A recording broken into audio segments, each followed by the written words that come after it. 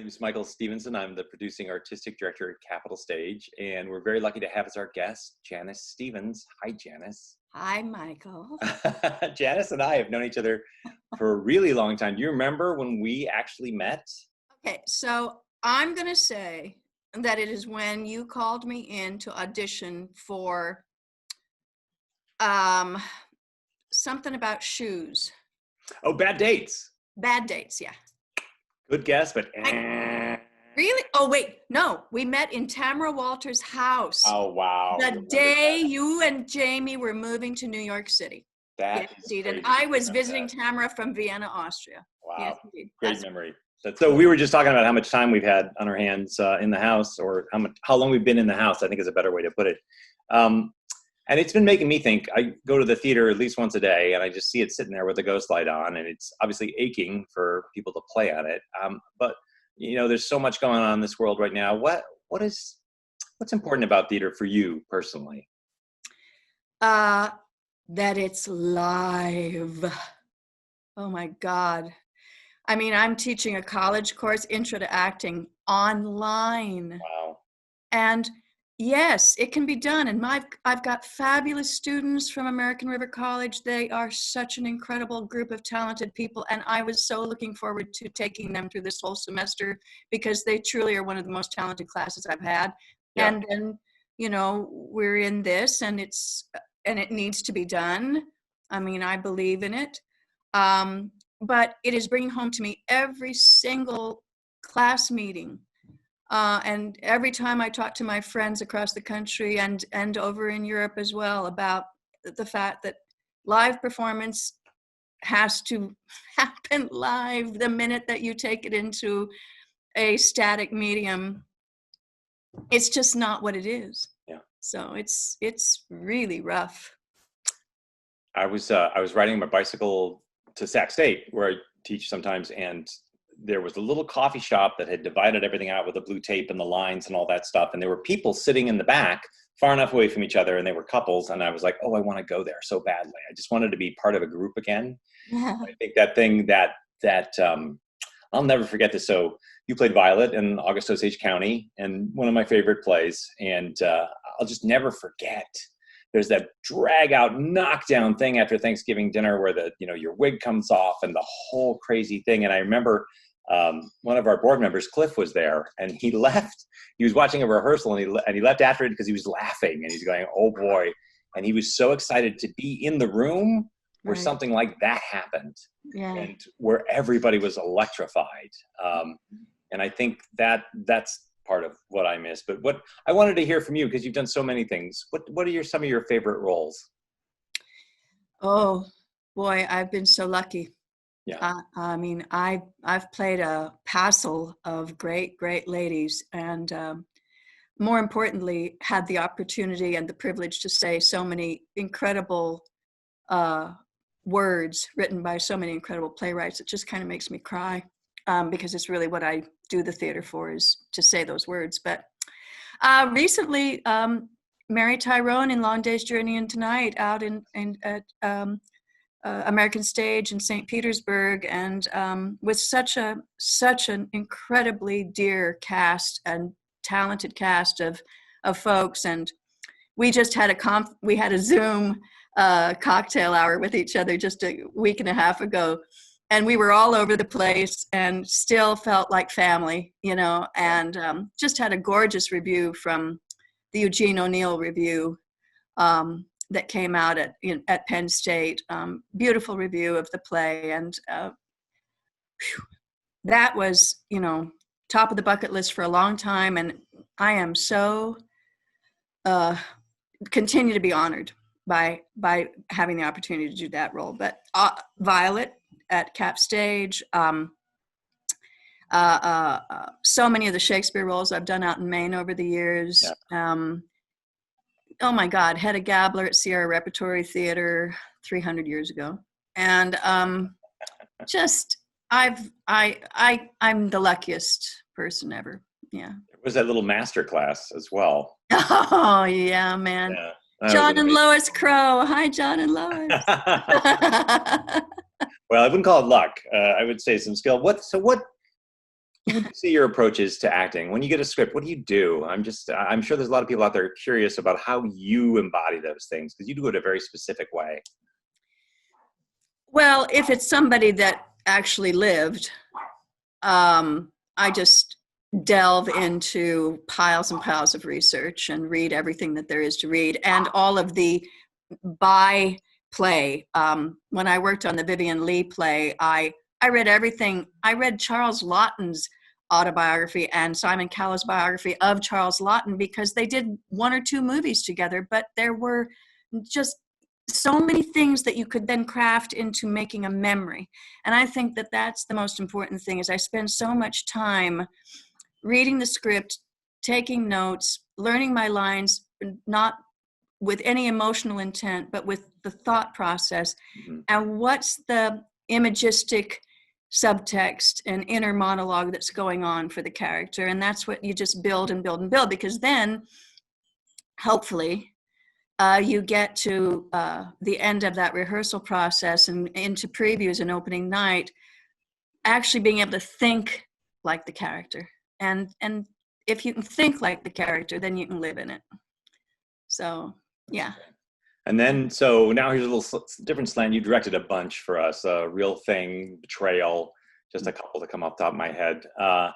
What's the difference between an actor approaching it and a director approaching it? How is the shift goes on in your head? Well,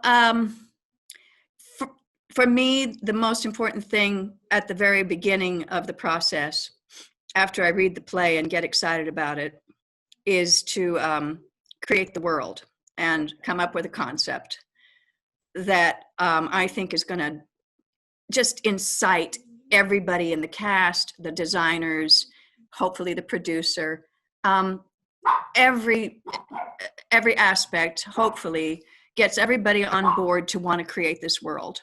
And then once everybody wants to create that world, people just want to have at it, because they're excited about it. I learned this from working on the sidelines with Jack O'Brien down at the Old Globe in San Diego. Yeah. And he was he's an extraordinary guy and an extraordinary director. And he would sit the cast down on the first, after the meet and greet, before you even went into the first read through, and he'd tell you the story of the play from his point of view. He'd say, here's the story of the play, and here's the things that excite me, and this is what I want you to be excited about. And by God, you just couldn't wait to then, jump on that script and go at it, because you already had a sense of where you were headed, and it's just the most exciting way to work. I have a picture in my office of Elena getting out of the bed in Betrayal with that gold sheet. Yeah. And I remember how long we spent on colors, or you guys spent on colors, you and Paul, and that beautiful blank design was all white, but it was all about color and progression. And I was just amazed at that. And Gail Russell. Oh, yeah. My God. Yeah. Costume designer extraordinaire. And the way that she took our vibrant coloration at the beginning and bled it out in the costumes so that we could get to that blank slate at the end, that blank canvas. Man, well, that was one of the most, honestly, the 2 Pinters, Homecoming and Betrayal, are the 2 pieces that I'm just always right at the foremost of my brain in terms of feeling that something really magical happened with that bunch of people. The casts were great and the designers were extraordinary and everything about it, but that gold bedspread, man, that was the first image I had. That was the leading image. I said, I am going to get that woman running down a staircase with this gold sheet flapping behind her, I don't even know. It just felt so right in terms of release and escape and sensuality and everything about it. There's also, I had seen the remounting of The Homecoming on Broadway with Ian, oh God, Lord, I'm spacing on him, Deadwood, Ian McShane and Michael McKean and Eve Guest, and yours was as good, if not better. There was some extraordinary moment-to-moment work in that one. It was just exceptional. Well, and I got really sick right toward the last part of that, and Jonathan Williams came in and added so much to those, those kind of penultimate rehearsals. And then I was able to come back in, and he and I just worked so well together on bringing it to Tech Week and then bringing it into previews. We were so pleased with it. It was and that's part of the joy of theater too, is that collaboration. Absolutely, that's the best. Don has got that mind; he can reach in and be part of your world, and that also that you guys captured that alienation inside of that play, where those pauses were as rich, and they weren't just like there because people wrote them down, but there was this. Yeah. That's that thing, going back to thinking like the character. Yeah. That's and that's what I do a lot of. Questioning actors during the rehearsal process and giving them things and saying, look, you don't need to use it, but it's a way of me pushing you. If this doesn't satisfy you, then think beyond that, and my acting coach, who I still work with off and on over the years, one of the things he said, and I believe in it wholeheartedly, it's really not the answers, it's the questions you ask. If you keep asking the questions, you're going to get someplace that's going to be rich. Yeah. Let me ask you this. What was your most difficult role? Mary Tyrone. Oh, and just because of the emotional state, or the just the giant size of it? Everything. Firstly, I was coming off of doing Kate Hepburn out at the Walnut Street in Philadelphia, and I found out after I opened the show and thought I was going to, okay, now I'm going to start learning Mary Tyrone. Oh no, I couldn't do it. I couldn't learn the lines while I was performing Kate. It was too much for my brain. I couldn't do it. I learned a little bit, but not nearly as much as I wanted to. And then I came back here for a month before I went to Florida for the rehearsal process. I learned Act 1, and I was ready to blow my brains out. But aside from the horror of thinking I was going to get to opening night and just simply not have the lines. Mm-hmm. The complexity of her memories, of her addiction to morphine, of how morphine manifests, of tracking that through the course of the day, of deciding with the director, Brendan Fox, wonderful, wonderful, wonderful director, when she starts using again, and then how that manifests, and then how it keeps growing and progressing, to keep track of all of those things. She's working on so many levels as a character that you want to have a 6-month rehearsal period. And of course we had a little bit more time than is usually offered these days, but it was still just, oh my God. Oh, wanted to slit my wrist with spoons every 5 minutes. More scared than I've Spoons take a lot longer, I should say. Yeah, the whole point of that image is just how long and how determined you have to be. So I want to ask you this. This is kind of a serious question, I guess. So there's all this craziness in the world right now, and things are, obviously the world's in a really difficult period. Why does theater matter? Why does it matter? Oh God. Do you know what, Gail and I have been staying up. Gail Russell and I share a house together.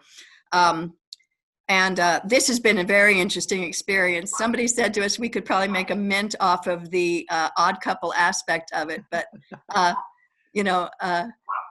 it's not really true. It turns out we share a lot in common, but oh my God, talking about her kids back in New York, and her son just he became Dr. Russell last week. Oh my God. And she had a plane ticket to fly out and see Jacob do his defense and everything. And of course it all went kaplooey. Yeah. So we were sitting on Zoom watching it, but it was still, we got to be there when the guy said, well, congratulations, Dr. Russell, so it was cool. But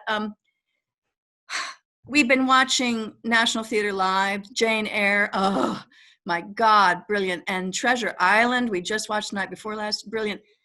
And of course, when you think about being in the audience live to see those things, the magic of it, live theater is never going to die. It started with the Greeks. It has a religious depth to it. It is a place of going and recognizing our humanity. It's a place where we lift each other up and we share our nobility, the possibility of being noble creatures. Whew. No, we need it. Yeah, we do. Yeah, we do. Well, thank you so much for coming to talk to us. I know people will be anxious to see you out in the world, but till that day happens, thank you from Capital Stage. Well, Anything you want to say to Cap Stage subscribers? Hopefully soon. And oh, I miss everybody at Capital Stage, you and my fellow actors and the staff and the designers, and very, very much the audience. Yeah. All right. Well, we hope to fix that as soon as we can. All right. You do that, Michael. I will.